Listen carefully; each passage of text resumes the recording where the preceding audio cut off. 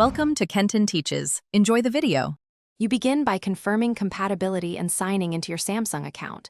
Once signed in, make sure firmware is up to date. Next, pair the voice remote or connect the remote microphone via Bluetooth. Press and hold the pair button until the light blinks. After pairing, go to Settings General Voice and toggle voice recognition on. You do this because voice access needs both permission and an active input device to accept commands, so don't skip pairing or firmware checks. Once done with pairing, you must configure permissions and language so voice access understands you. Go to Settings, then General, then Voice. Choose the correct language and region. This improves recognition accuracy. Make sure to accept microphone and privacy prompts, otherwise the feature won't record commands. Next, adjust sensitivity and voice feedback, and run the voice training routine if available to teach the TV your speech patterns. These steps reduce misfires and help the TV interpret natural phrasing rather than rigid commands.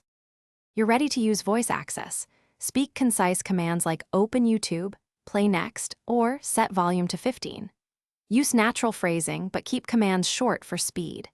If the TV ignores you, first restart the TV and repair the remote, then toggle voice recognition off and on.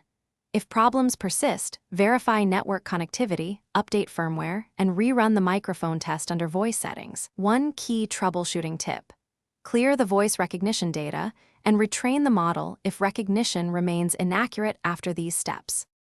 Thanks for watching. Please subscribe if this video was helpful.